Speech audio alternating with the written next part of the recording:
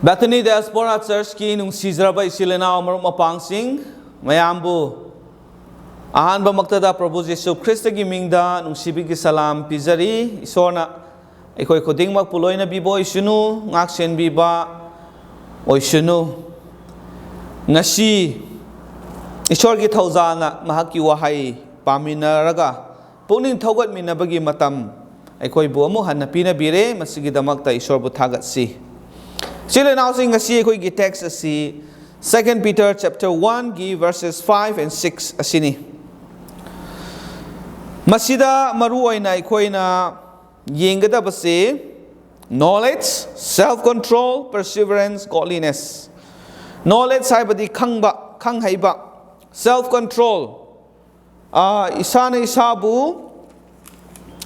khangba haiba. Perseverance. Khangheiba amadi godliness Esor gi apamba punsi hingba Esor bu khangba punsi oihanba haibasi yamna maru oi masi ekoi ngasi yengminasi Manipuri gi Bible da ai pathok sage verse 5 ka 6 2 Peter chapter 1 maram asimagna maram yamna oktuna thajabada aphabada khangba Khangbada nasa khudum chanba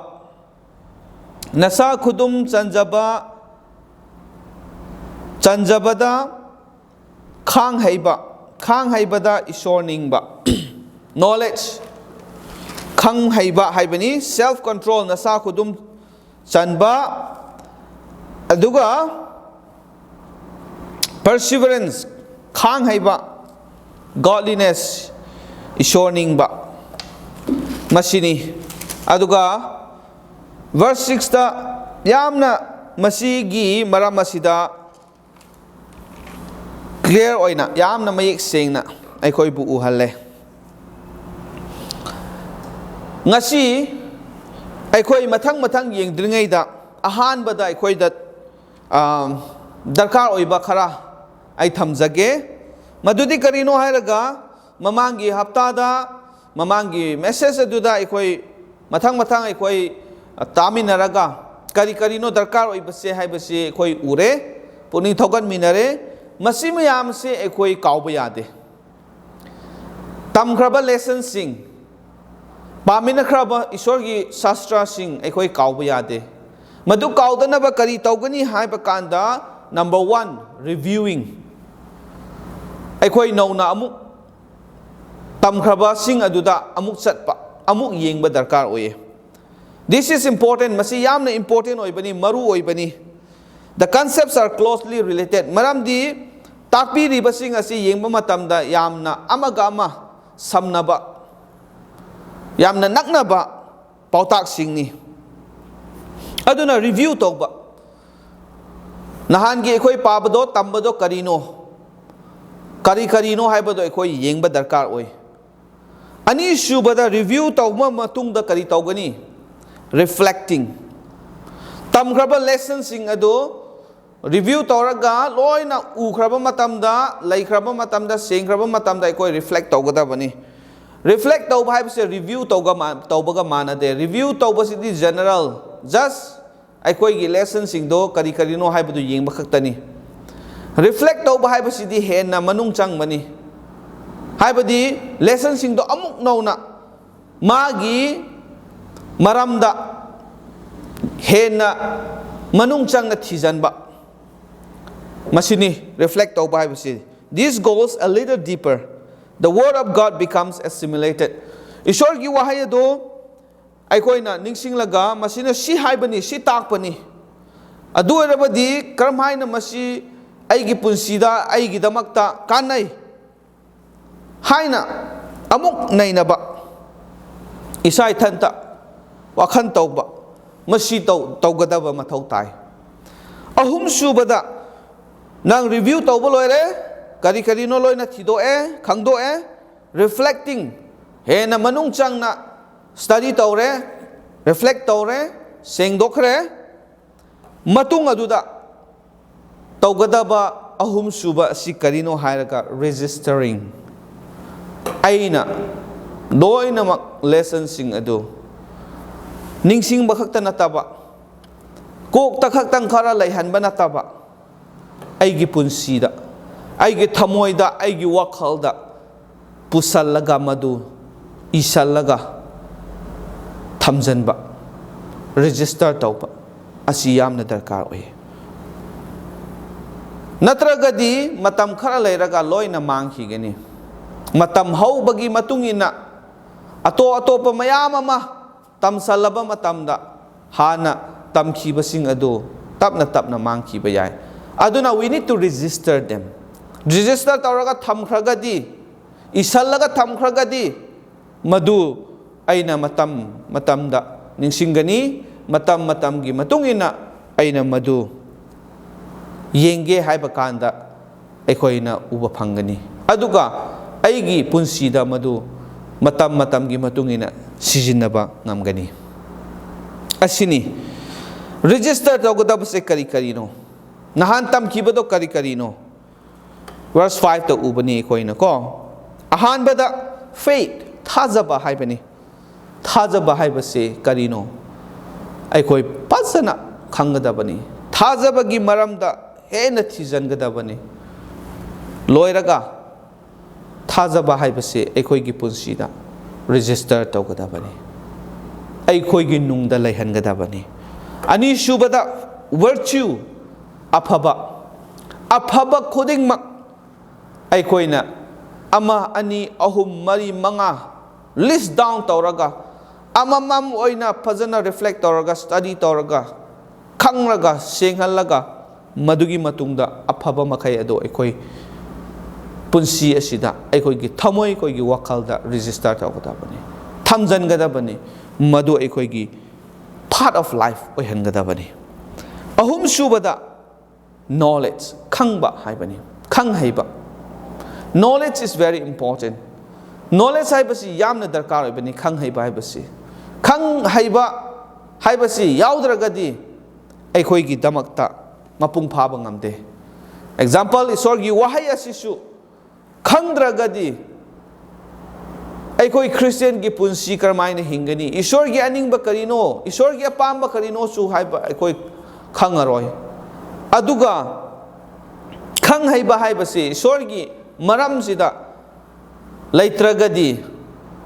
aikoi ne isor bu thajaba su mapung phaba ngamloi knowledge is very important aduna knowledge asi yamna aikoi phangnanaba lainanaba hotnaba mathau tabani madugi matungina aikoi knowledge adusu register tawgadabani thamjangadabani ichilinaw sing machini ngashi aspects ahum three more aspects add tawgadaba kharasu masida aikoi takpire kari no yawan gadaba add tawgadaba se aikoi gi thajabada number 1 self control haibani Manipuri da nasa khudum chanjabada haibani nasa khudum chanba self control asi yamna darkar oye self control haibasi karino isa khudum chanjaba haibasi karino the meaning is discovered in its uses masi aikoina magi wahan thok ase magi sijinabagi matung inna karino haibasi hena khangani polna magi punsida masibu tawkhiba asigi maramda khara ibani Galatians chapter 5 ki verse 23 da masi mana ye madudi karino haiga self control haiba isa khudum chanjaba haiba se one of the fruits of the spirit thawai asengbagi mahai singi marakta yawi haibani Paul described this very clearly aduga he used it to describe an athlete who is temperate 1 Corinthians chapter 9 verse 25 the yengba kanda sanaba myoy amana athlete oiba myoy amana ma karamaina mathanda masa mathanda khudum chanjaraga magi hakchangi apamba aningbada chattabida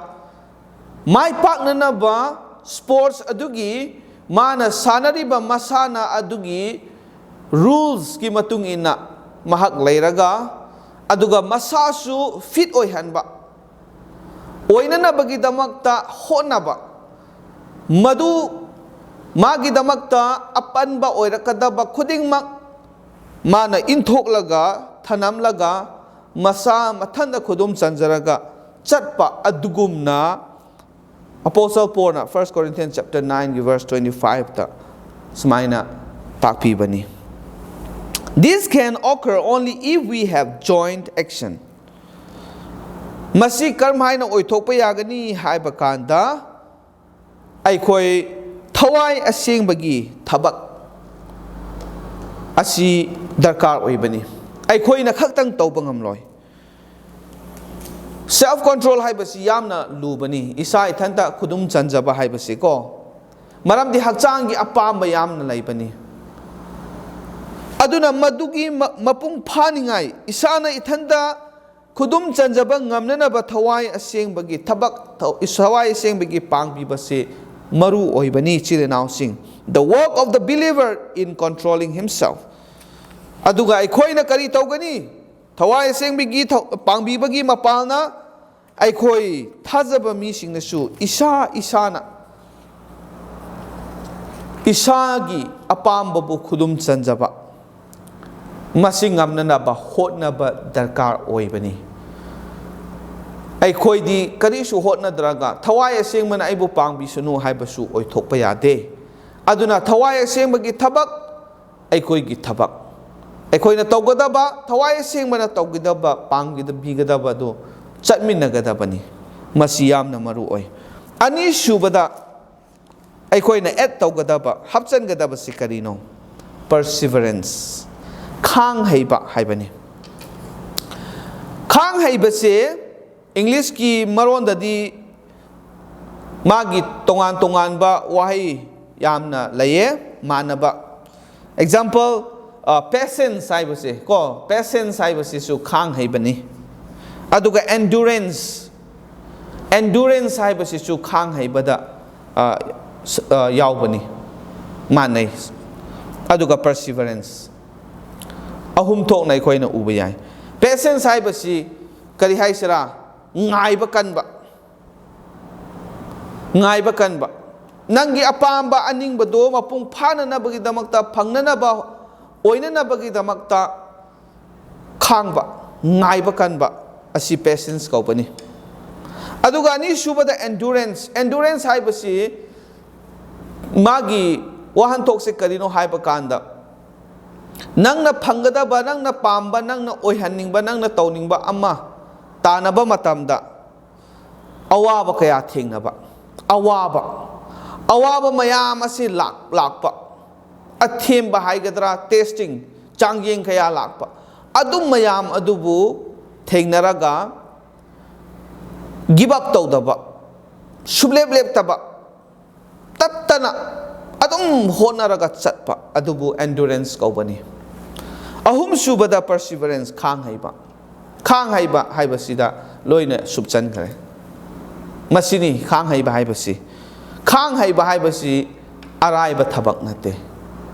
yamna lubani aduna masisu yamna aikoi Christian singi believer singi punsida maru oi darkar oi haibasi Esor na khangi aduga Apostle Peter na masi masana yamna mayek se na khangi aduna masisu hapchan gadabani haibasi pukning thogat pibani aikoina Romans chapter 5 ki verses 1 to 5 asi parabadi masida aikoi hena mayek sengna uba phangani ai pathok chage Manipuri gi Bible da yamna sangna masigi maram da haidragasu text ase paraga aikoi kharamakhay gyan taba ngamgani Romans chapter 5 ki verses 1 to 5 smaina haibani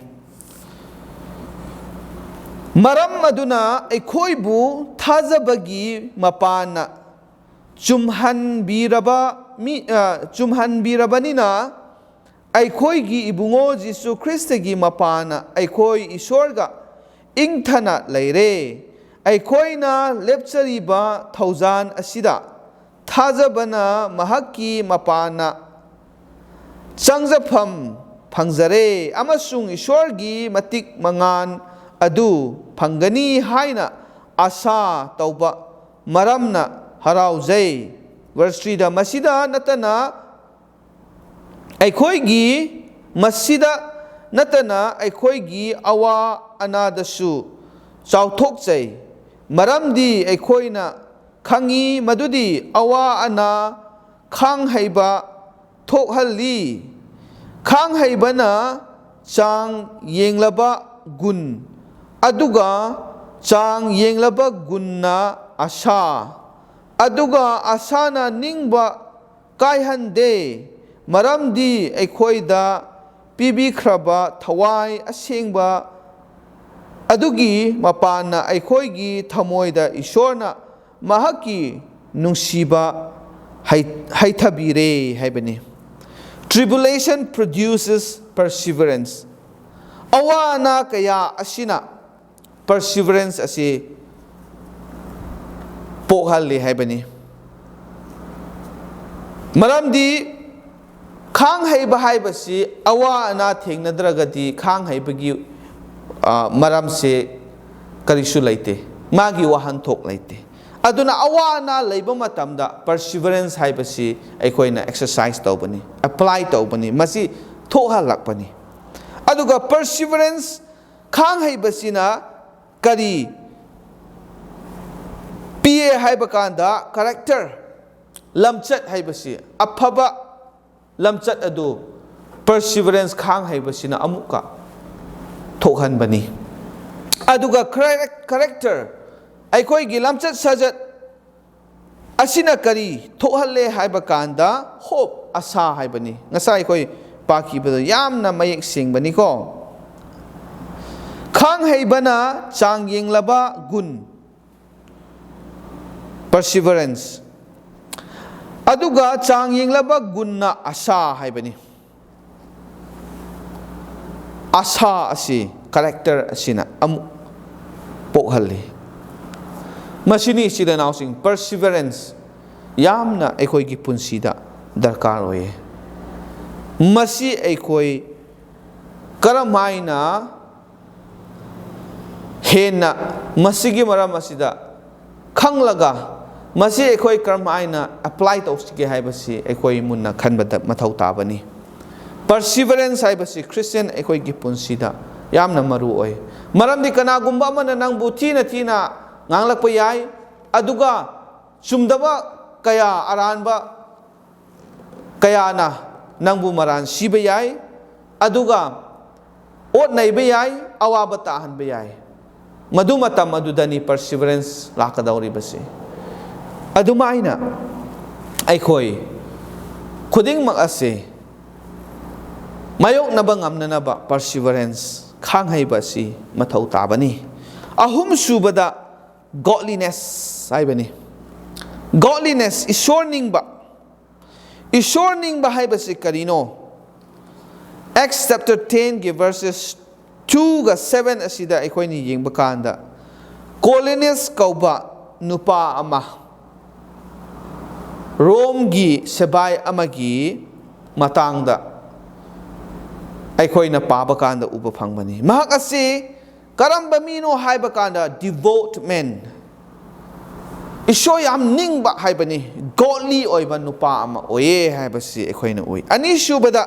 Timothy was encouraged to cultivate godliness. Timothy da mahak Esor khangba yamna afaba magi character magi lamchat sajat yamna phajaba nupa mani naha Paul na mangon da amuk pungpuning thogat pibase hen na mana Esor ningba se godly oiba devote oiba se hen na mapung phaningai hotno haina mabu puning thogat pibani cultivate godliness haibase Esor ningba haibase hekta ngasi tauraga hekta oiba yaba nate matam changbani adugi damaktani cultivate godliness haibase aikoina low uba matamda ꯊꯕꯛ ꯆꯪꯈꯤꯕ ꯃꯌꯥꯝ ꯑꯗꯨ ꯑꯩꯈꯣꯏꯅ ꯂꯣꯏꯅ ꯈꯪꯉꯤ ꯑꯗꯨꯅ ꯑꯩꯅ ꯃꯍꯩ ꯌꯥꯟꯒꯦ godliness ꯍꯥꯏꯕꯁꯦ ꯃꯄꯨꯡ ꯐꯥꯅ ꯂꯩꯍꯟꯒꯦ ꯍꯥꯏꯔꯒꯗꯤ ꯑꯩ ꯍꯣꯠꯅꯕ ꯃꯊꯧ ꯇꯥꯏ ꯆꯪꯒꯗꯕ ꯊꯕꯛ ꯃꯌꯥꯝ ꯑꯩꯅ ꯇꯧꯒꯗꯕ ꯃꯌꯥꯝ ꯑꯗꯨ ꯂꯣꯏꯅ ꯑꯩ ꯍꯥꯟꯅ ꯇꯧꯕ ꯃꯊꯧ ꯇꯥꯕꯅꯤ cultivate ꯑꯍꯨꯝꯁꯨꯕꯗ children are to show pity to parents ꯑꯉꯥꯡꯁꯤꯡꯅ ꯃꯈꯣꯏꯒꯤ ꯃꯃꯥ ꯃꯄꯥꯁꯤꯡꯗ ꯀꯔꯤ ꯇꯧꯒꯅꯤ ꯍꯥꯏꯕꯁꯦ ꯑꯃꯨꯛ ꯌꯦꯡꯁꯤ 1 Timothyꯒꯤ chapter 5 verse 4ꯗ Timothyꯒꯤ ꯑꯍꯥꯟꯕ ꯆꯤꯊꯤ chapter 5 verse 4ꯗ ꯁꯨꯃꯥꯏꯅ ꯍꯥꯏꯕꯅꯤ ꯑꯗꯨꯕꯨ ꯂꯨꯈ꯭ꯔꯥꯕꯤ ꯑꯃꯒꯤ ꯃꯆꯥꯁꯤꯡ ꯅꯠꯇ꯭ꯔꯒ ꯃꯁꯨꯁꯤꯡ ꯂꯩꯔꯕꯗꯤ ꯃꯈꯣꯏꯅ ꯑꯍꯥꯟꯕꯗ ꯃꯈꯣꯏ ꯃꯁꯥꯒꯤ ꯏꯃꯨꯡꯗ ꯏꯁꯣꯔ ꯅꯤꯡꯕꯅꯤ ꯍꯥꯏꯕ ꯎꯠꯅꯕ ꯃꯄꯥ ꯃꯃꯥꯗ ꯂꯃꯟ ꯁꯤꯡꯁꯅꯨ ꯃꯔꯝꯗꯤ ꯃꯁꯤ ꯏꯁꯣꯔꯒꯤ ꯃꯤꯠꯌꯦꯡꯗ ꯑꯐꯕꯅꯤ ꯑꯃꯁꯨꯡ ꯑꯌꯥꯕꯅꯤ ꯍꯥꯏꯕꯅꯤ ꯂꯃꯟ ꯁꯤꯡꯁꯅꯨ ꯍꯥꯏꯕꯅꯤ ꯌꯥꯝꯅ ꯐꯖꯕ ꯑꯉꯥꯡꯁꯤꯡꯗ ꯄꯨꯛꯅꯤꯡ ꯊꯧꯒꯠꯄꯤꯕ ꯑꯁꯤꯅꯤ ꯃꯃꯥ ꯃꯄꯥ ꯑꯣꯏꯕꯁꯤꯡ ꯑꯍꯟꯁꯤꯡꯕꯨ ꯂꯃꯟ ꯁꯤꯡꯕ ꯑꯁꯤꯁꯨ godlinessꯀꯤ ꯃꯅꯨꯡ ꯆꯟꯕꯅꯤ ꯏꯁꯣꯔ ꯅꯤꯡꯕ ꯃꯤꯅ ꯃꯃꯥ ꯃꯄꯥꯁꯤꯡꯕꯨ ꯅꯨꯡꯁꯤꯒꯅꯤ ꯃꯈꯣꯏꯒꯤꯗꯃꯛꯇ ꯃꯈꯣꯏꯅ ꯉꯝꯖꯕꯗ ꯃꯇꯦꯡ ꯄꯥꯡꯒꯅꯤ ꯍꯣꯠꯅꯕꯤꯒꯅꯤ ꯋꯥꯔꯛꯄ ꯃꯇꯝꯗ ꯃꯈꯣꯏ ꯆꯍꯤ ꯌꯥꯝꯂꯛꯄ ꯃꯇꯝꯗ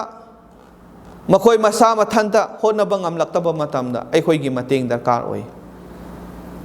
ꯃꯁꯤ ꯑꯩꯈꯣ이 ꯇꯧꯕꯁꯤ ꯏꯁꯣꯔꯅ ꯌꯥꯕ ꯏꯁꯣꯔꯅ ꯄꯥꯝꯕꯅꯤ ꯏꯁꯣꯔꯅ ꯌꯥꯕ ꯏꯁꯣꯔꯅ ꯄꯥꯝꯕ ꯇꯧꯕ ꯍꯥꯏꯕꯁꯤ ꯏꯁꯣꯔꯕꯨ ꯅꯤꯡꯕꯅꯤ ꯍꯥꯏꯕꯁꯤ ꯑꯩꯈꯣꯏꯅ ꯈꯪꯁꯤ ꯏꯁꯣꯔꯒꯤ ꯋꯥꯍꯩꯗ ꯑꯩꯈꯣꯏꯅ ꯃꯁꯤ ꯎꯕꯅꯤ ꯏꯆꯤꯜ ꯏꯅꯥꯎꯁꯤꯡ ꯑꯗꯨꯅ the significance of these aspects of Christian life ꯈ꯭ꯔꯤꯁꯇꯤꯌꯟꯁꯤꯡꯒꯤ ꯄꯨꯟꯁꯤꯗ ꯍꯧꯖꯤꯛꯀꯤ ꯍꯥꯏꯔꯤꯕ ꯃꯌꯥꯝ ꯑꯁꯤ ꯀꯌꯥꯃꯨꯛ ꯗꯔꯀꯥꯔ ꯑꯣꯏꯕꯅꯣ ꯃꯁꯤ ꯀꯌꯥꯃꯨꯛ ꯃꯔꯨ ꯑꯣꯏꯕꯅꯣ ꯍꯥꯏꯕꯁꯤ ꯑꯩꯈꯣꯏꯅ ꯈꯪꯒꯗꯕꯅꯤ ꯌꯥꯝꯅ ꯅꯨꯡꯉꯥꯏꯇꯕꯗꯤ ꯀꯔꯤꯅꯣ ꯍꯥꯏꯔꯒ ꯃꯤ ꯃꯌꯥꯝꯅ ꯃꯁꯤꯕꯨ neglect ꯇꯧꯏ ꯊꯧꯁꯥꯗꯦ few endeavor to cultivate them ꯃꯤ ꯈꯔ ꯈꯛꯇꯅ ꯊꯥꯖꯕ ꯑꯗꯨꯒ ꯉꯁꯥꯏꯒꯤ ꯑꯐꯕ ꯑꯗꯨꯒ ꯈꯪꯍꯩꯕ ꯑꯗꯨꯒ ꯈꯥꯡꯍꯩꯕ ꯏꯁꯥ ꯈꯨꯗꯨꯝ ꯆꯟꯖꯕ ꯃꯁꯤꯁꯤꯡꯁꯦ ꯃꯤ ꯑꯅꯝꯕꯅ ꯃꯄꯨꯡ ꯐꯥꯅ ꯇꯧꯕ ꯉꯝꯗꯦ ꯑꯗꯨꯃꯛꯄꯨ ꯑꯩꯈꯣꯏꯗ ꯄꯨꯛꯅꯤꯡ ꯊꯧꯒꯠꯄꯤꯕꯁꯤ ꯃꯁꯤ ꯑꯩꯈꯣꯏ ꯇꯧꯒꯗꯕꯅꯤ ꯏꯁꯣꯔ ꯅꯤꯡꯕ ꯑꯩꯈꯣꯏꯒꯤ ꯄꯨꯟꯁꯤꯗ ꯌꯥꯝꯅ ꯃꯔꯨ ꯑꯣꯏꯅ ꯂꯧꯒꯗꯕꯅꯤ ꯃꯁꯤ ꯑꯩꯈꯣꯏꯅ ꯇꯔꯥꯏ ꯇꯔꯥꯏꯅ ꯂꯧꯕ ꯌꯥꯗꯦ ꯃꯁꯤ ꯃꯌꯥꯝ ꯑꯁꯤ ꯑꯩꯈꯣꯏ cultivate ꯇꯧꯕ ꯃꯁꯤꯒꯤꯗꯃꯛꯇ ꯑꯩꯈꯣꯏ ꯀꯟꯅ ꯍꯣꯠꯅꯖꯕ ꯗꯔꯀꯥꯔ ꯑꯣꯏꯌꯦ fewer this truth ꯃꯤ ꯈꯔꯅꯗꯤ ꯀꯔꯤꯁꯨ ꯃꯁꯤꯒꯤ ꯃꯔꯝꯗ ꯈꯪꯗꯕ ꯂꯩꯕꯅꯤ ꯁꯤꯡꯂꯨꯞꯀꯤ ꯃꯤꯁꯤꯡ ꯑꯩꯈꯣꯏ ꯃꯁꯤ ꯈꯪꯕ ꯃꯊꯧ ꯇꯥꯏ ꯑꯩꯈꯣꯏ ꯈꯪꯅꯅꯕ ꯀꯅꯥꯅ ꯇꯥꯛꯀꯅꯤ ꯄꯥꯁꯇꯔꯁꯤꯡ ꯆꯔꯆꯀꯤ ꯂꯤꯗꯔꯁꯤꯡꯅ ꯃꯁꯤ ꯇꯥꯛꯀꯗꯕꯅꯤ ꯁꯤꯡꯂꯨꯞ ꯀꯌꯥꯗꯤ ꯃꯁꯤꯒꯨꯝꯕ ꯃꯔꯨ ꯑꯣꯏꯕ ꯈ꯭ꯔꯤꯁꯇꯤꯌꯟꯁꯤꯡꯒꯤ ꯗꯔꯀꯥꯔ ꯑꯣꯏꯕꯁꯤꯡ ꯑꯁꯤꯕꯨ ꯐꯖꯅ ꯇꯥꯛꯇꯕ ꯑꯗꯨꯒ ꯁꯨꯛꯇꯥꯛꯁꯨ ꯇꯥꯛꯇꯕ ꯂꯩꯇꯕ ꯅꯠꯇꯦ ꯃꯁꯤ ꯌꯥꯝꯅ ꯅꯨꯡꯉꯥꯏꯇꯕꯅꯤ ꯏꯆꯤꯜ ꯏꯅꯥꯎꯁꯤꯡ ꯑꯩꯈꯣꯏ ꯃꯁꯤ ꯌꯥꯝꯅ ꯃꯔꯨ ꯑꯣꯏ ꯍꯥꯏꯕꯁꯤ ꯅꯤꯡꯁꯤꯡꯁꯤ ꯁꯤꯡꯂꯨꯞꯁꯤꯡꯅꯁꯨ ꯑꯩꯈꯣꯏ ꯇꯥꯛꯁꯤ ꯑꯩꯈꯣꯏꯒꯤ ꯆꯔꯆꯀꯤ ꯃꯤꯁꯤꯡ ꯑꯩꯈꯣꯏꯒꯤ ꯏꯆꯤꯜ ꯏꯅꯥꯎꯁꯤꯡꯗ ꯈꯪꯍꯟꯒꯗꯕꯅꯤ ꯑꯗꯨꯒ ꯃꯁꯤ ꯃꯈꯣꯏꯒꯤ ꯄꯨꯟꯁꯤꯗ ꯃꯈꯣꯏꯅꯁꯨ ꯎꯕ ꯐꯪꯅꯤꯡꯉꯥꯏ ꯇꯧꯕ ꯉꯝꯅꯤꯡꯉꯥꯏ ꯑꯩꯈꯣꯏꯅ ꯄꯨꯛꯅꯤꯡ ꯊꯧꯒꯠꯄꯤꯒꯗꯕꯅꯤ The consequences are obvious ꯃꯁꯤ ꯇꯧꯕ ꯃꯇꯝꯗ ꯀꯔꯤꯒꯨꯝꯕ ꯑꯩꯈꯣꯏꯅ ꯇꯥꯛꯇꯕ ꯃꯇꯝꯗ ꯍꯥꯏꯕꯤꯗꯕ ꯃꯇꯝꯗ ꯈꯪꯍꯟꯗꯕ ꯃꯇꯝꯗ ꯑꯗꯨꯒ ꯇꯥꯛꯂꯕꯁꯨ थौसादब मतमदा अखोइगिदमक्ता करी अमांगबा लई करी सोलकनी हाइबा कांदा वीक बिलीवर्स थाजबा मिदी ओइरगा यामना सोनबा लाइना लैरगा लेंबा ngamdaba करिसु तौबा ngamdaba पांगल लैतबा अदुगुम्बा थाजबा अमगी पुंसीदा अखोइ लैगनी अनीसुबदा पोर टेस्टिमोनीज आइगी पुंसीदा करिसु सि फै आइ सि तौरमे सोना सि आइगिदमक्ता तौबी मसी हाइना मिंगोंदा तमनिंगाई करिसु नंगी पुंसीदा लैबा ngamloi aduga inability to stand out as believers thazaba ama oina mayam gi mamangda yamna phajana mapung phana lepa ngamba punsi ado oiba ngamloi aduna hojik ki hairiba sing ase takpiba darkar oye khangba darkar oye aduga masigi matung ina akhoi hingma ngamningai honaba mathok tabani ichili naw sing kari kari no amuk ning sing si thajaba thajabagi matungda kari no afabagi matungda kari no knowledge khangheiba knowledge ki matungda kari no self control isana isabu khudum chanjaba khangheiba Esor ningba akhoi masi khangba mathau tai actually now sing loisalakpada mayamda thamjaningba puning thogat chaningba dudi karino personal cultivation isana masi cultivate tawgadabani masi ekhoi na hotnagadabani we must give attention to these things hujik ekhoi na pankhiba sing ado ekhoi munna khangadabani we must always make every effort haibadi ekhoi na masi ekhoi gi punsida oiba yaningai leiningai gi damakta ngamjaba thakta ekhoi honnaraga masi gi damakta ekhoi tawgadabani thabak asi tawgadabani haibani we need to be consistent masi oisunu hairagadi hojik tawraga hekta leplabadi masi oiba yaroi consistency darkar oye haibadi leptana tattana adum hotnaba tauba madugi matung ina ekhoi masigi result phangani khuding ma ase ekhoi gi punsida yamna sengna uba phangani promotion of these truths masigi achumba se kana da ekhoi takpigani khangangani haiba kanda family ekhoi gi imung da sumasi takadabani personal first isa gi ani shubada family da singlupta masi ekhoi khanghanba takpiba aduga isana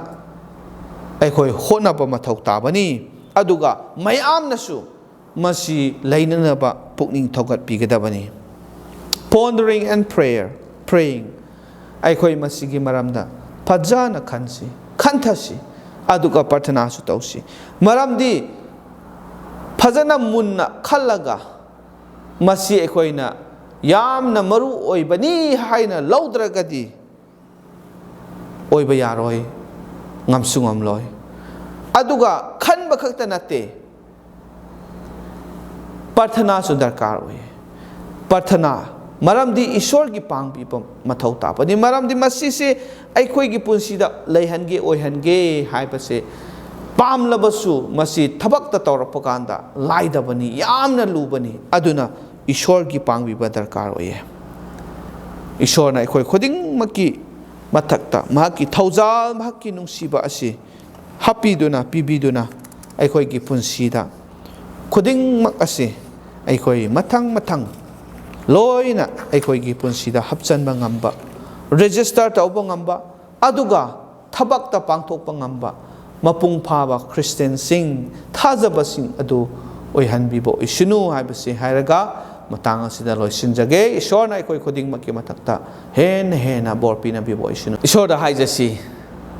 wangthoi sing thoiraba sargada laibai pai Esor na puthagatli ngasisu nahaki wahai na ekhoi bu pukning thogat pire nahaki achumba sing bu ekhoi amuk tak pire khoding mang ase ekhoi taba khakta natana thabak ta pangthokpa ngamna ba pangkal nahak na hapiu aduga loina na nahaki thawai gi pangbiba adusu nahak na pinabiu mapung phaba Christian, mapung phaba thazaba. Isor nahaki apenba punsi ado khoi hingba ngamnanaba akhoi bu bor pibiyo. Loinana ngasi haksangi oiba darkar oiba khuding maksu nahak na akhoi bu yengsinbiyo. Chana thaknabagi oirabasu, anaye ki oirabasu, aduga atop pa awaba kaya lairabasu. Isor akhoi gi darkar gi matungina nahak na akhoi bu yengsinbiyo, nahak na loina biyo, nahak na bor pibiyo. Pa Isor akhoi gi thamoy matam kibikta tawgat piyo, aduga harau nungaiba nahakki na phamda matam kibikta phangjaba oizage. Thagatsari khuding asigidamakta tolaba na sai hakna nahak pu thagatsaba ga loinana Prabhu Jisu Krista gi mingda nijabani.